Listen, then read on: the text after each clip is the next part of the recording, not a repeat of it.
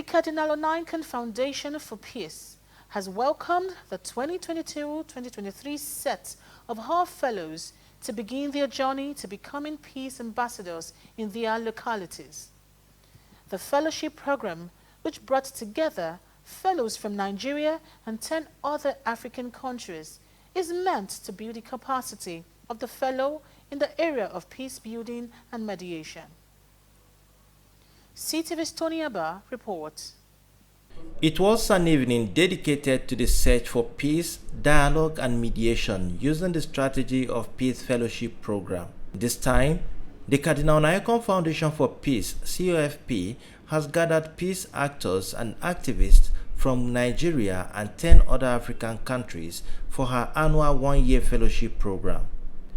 The 5th international edition of the fellowship program is coming at a time when Nigeria and indeed the African continent is passing through the challenges of religious intolerance and violent conflict, which has led to wanton killings and destruction of lives and properties across the continent. The Executive Director of COFP, Reverend Sister Agatha Chikelwe, while welcoming the new fellows, outlined the challenges confronting the continent.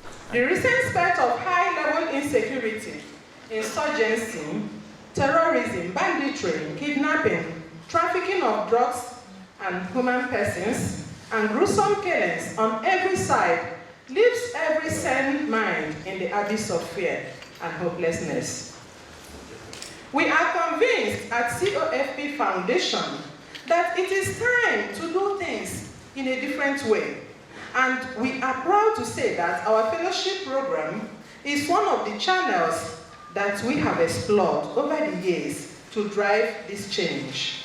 The founder and president of COFP, John Cardinal Onaikan, in his speech, lamented the level of insecurity in Nigeria and how religious extremists have been making the work of interfaith very difficult. Terrorists have for long been threatening and taking violent actions against poor, harmless and unarmed citizens in our villages and on our highways. Now they are taking on state security agents in pitched battles and making incursions into our towns and cities. Government has a few days ago ordered all schools in the Federal Capital Territory to be closed as a precaution. Abuja, they say, is under siege. The recent exploits of the terrorists are destroying not only lives and properties.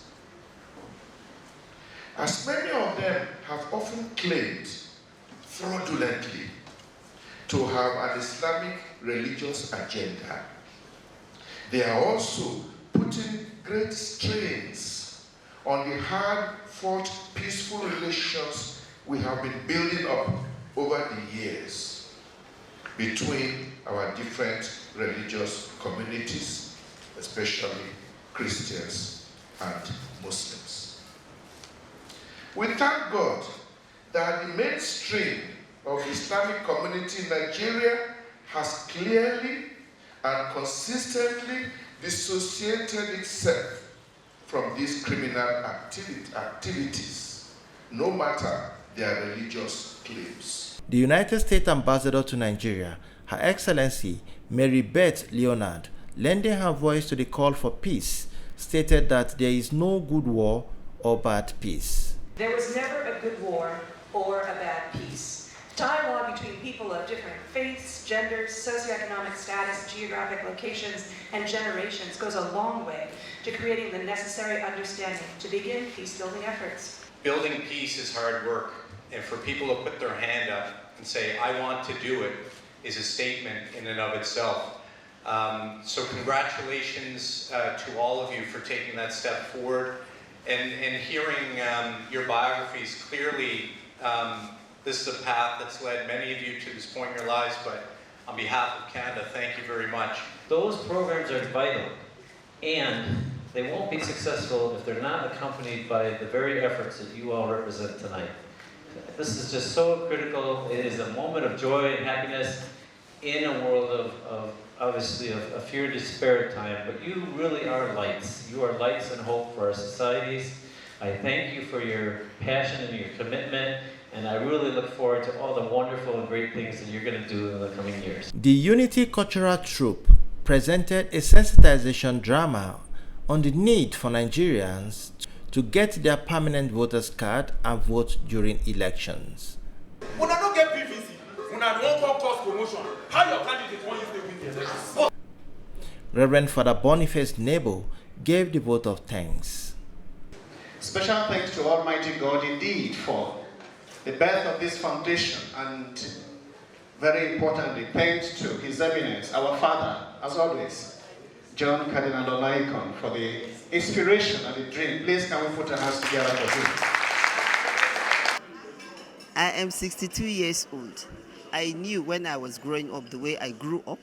I was born in Jos, I grew up in Jos. I don't know who is a Muslim, who is a Christian. In fact, I went to a Christian school. I went to a Christian school, primary and secondary school.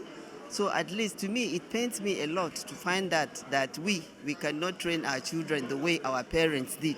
Interfaith program is very, very essential in our world today, not only in Nigeria, but in our world today, because there's something that is missing in many communities. People think that my own way is better, my own way of thinking is better. So for that, we remove or forget about the idea of dialogue.